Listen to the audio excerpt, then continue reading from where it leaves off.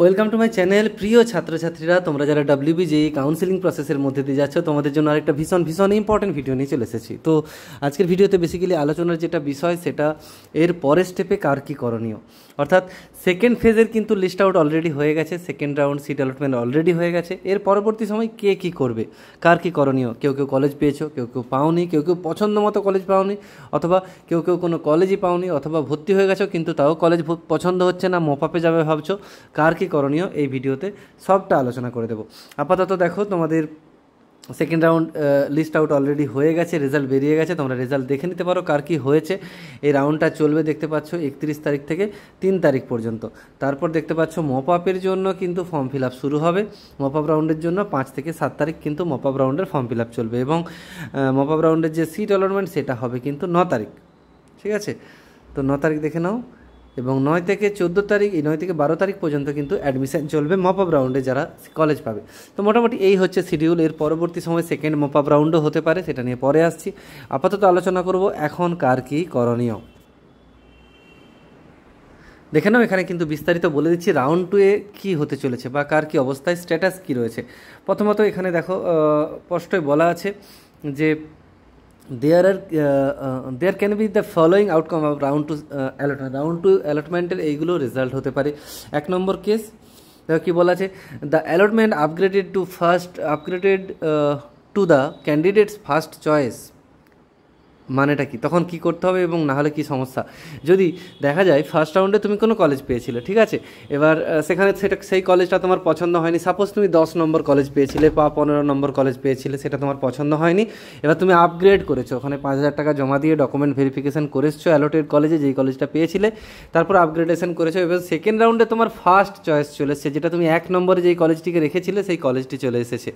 সেক্ষেত্রে কিন্তু তোমাকে ভর্তি হতেই হবে। দেখা আছে, দেখো,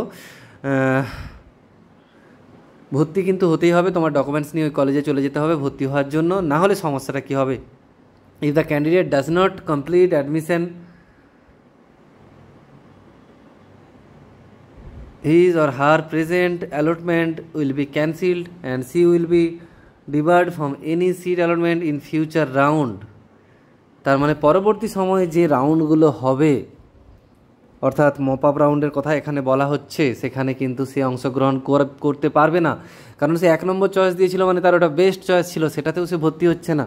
তাহলে কিন্তু তাকে কাউন্সিলিং থেকে বার করে দেওয়া হবে, কাউন্সিলিংয়ে আর বসতেই পারবে না, অর্থাৎ আর ভর্তি হতেই পারবে না। খুব চাপ হয়ে যাবে সেটা। কিন্তু যাদের 1 নম্বর চয়েস হবে, এই ভুলটা করো না একদম। তারপরে দেখো সেকেন্ড পয়েন্টে কি বলা আছে। এবার দেখো, এখানে একটা মুশকিল রয়েছে। আগেরবারেও যেটা হয়েছিল যে কোনো কলেজ পেয়ে গেছে, ভর্তি হয়ে গেছে, তারপরেও মপআপ রাউন্ডে অংশগ্রহণ করেছে, এবারে কিন্তু হতে পারবে না। দেখো 2 নম্বর পয়েন্টটা ক্লিয়ার করে দিয়েছে। সেকেন্ড অর লেটার চয়েস, তার মানে কি 2 নম্বর চয়েসটা হয়তো আপগ্রেড করেছিল, প্রথম রাউন্ডে ভর্তি হয়নি। এখন আপগ্রেডেশনের কেসগুলোই হচ্ছে। ফার্স্ট রাউন্ডে কলেজ পেয়েছে, যারা আপগ্রেড করেছে তাদেরগুলো নিয়ে আলোচনা করা হচ্ছে। হয়তো আপগ্রেড করেছিল, ফার্স্ট রাউন্ডে একটা কলেজ পেয়েছে, পছন্দ হয়নি, আপগ্রেড করেছে।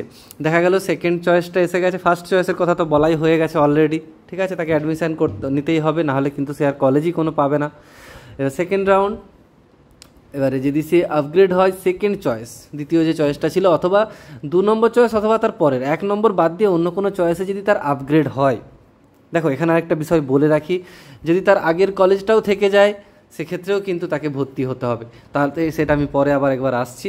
তো যদি সেকেন্ড চয়েস বা লেটার চয়েস আপগ্রেডে হয় বা অন্য চয়েসগুলোতে সে পায়, মানে যে কলেজটা আগেরবারে ছিল ফার্স্ট রাউন্ডে, তার থেকে অন্য কোনো পেয়েছে 1 নম্বরটা চয়েসটা ছাড়া, সেক্ষেত্রে কিন্তু সে চাইলে ভর্তি হতেও পারে, নাও ভর্তি হতে পারে।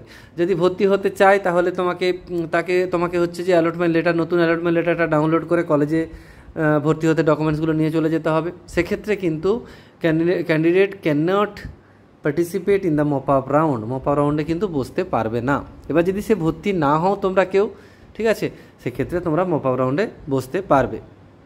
এবার দেখো 3 নম্বরটা, the allotment is not upgraded at all, অর্থাৎ তুমি আপগ্রেডেশন করেছিলে, তুমি 1 নম্বর রাউন্ডে কোনো কলেজ পেয়েছিলে, আপগ্রেডেশন করেছিলে, কিন্তু আপগ্রেডেশন হয়নি, অর্থাৎ যে কলেজটা আগে ছিল সেইটাই এসে গেছে।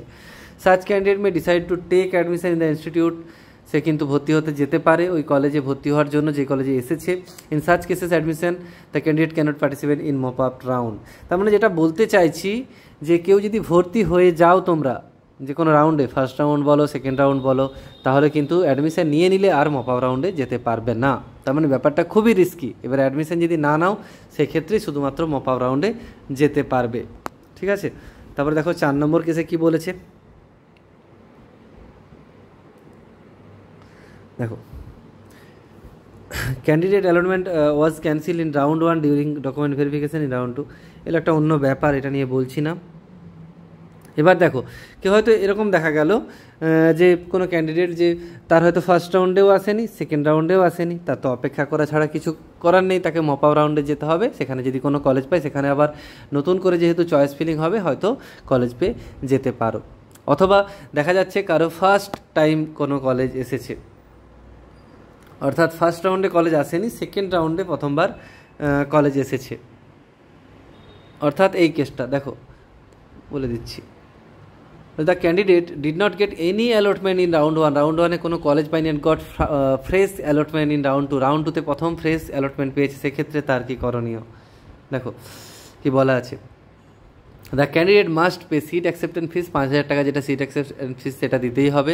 Download the allotment letter, allotment letter download করতে হবে। The candidate then report to the allotted institute with the allotment letter and other document for verification. তাকে কিন্তু ভর্তি হও বা নাই হও এই 5,000 টাকা দিয়ে তোমাকে ডকুমেন্ট ভেরিফিকেশান করতে যেতেই হবে ওই কলেজটাতে, যেই কলেজটা তোমার এসেছে। Otherwise the allotment will be cancel, অ্যালটমেন্টটা ক্যান্সেল করা হবে। And he or she will be debarred from any seat allotment in the mop up round, that is exit.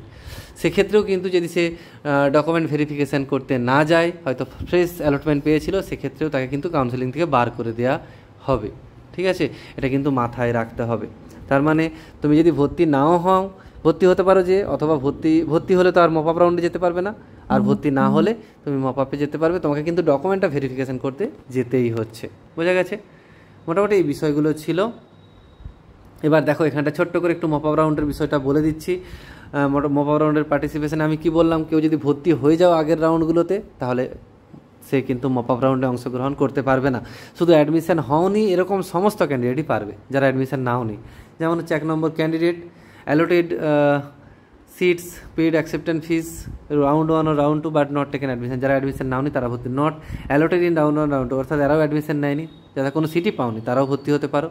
তার ক্যান্ডিডেট নট রেজিস্টার আর্লিয়ার, যারা হয়তো ফার্স্ট টাইম তোমরা যে registration হয়েছিল, choice filling হয়েছিল, সেখানে হয়তো অনেকে বসেনি, ভেবেছিল ইঞ্জিনিয়ারিং পড়বো না বা অন্য কোনো কারণে বসেনি, তারাও কিন্তু নতুন করে আবার চয়েস ফিলিং করতে পারবে বা রেজিস্ট্রেশন করতে পারবে।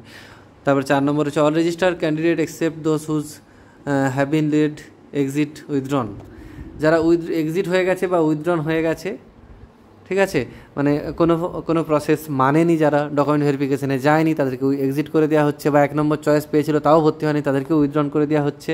এই ক্যান্ডিডেট ছাড়া বাকি সবাই কিন্তু যারা ভর্তি হয়নি তারা এখানে মপ আপ রাউন্ডে যেতে পারবে, ঠিক আছে। 200 টাকা তার জন্য লাগবে। আচ্ছা,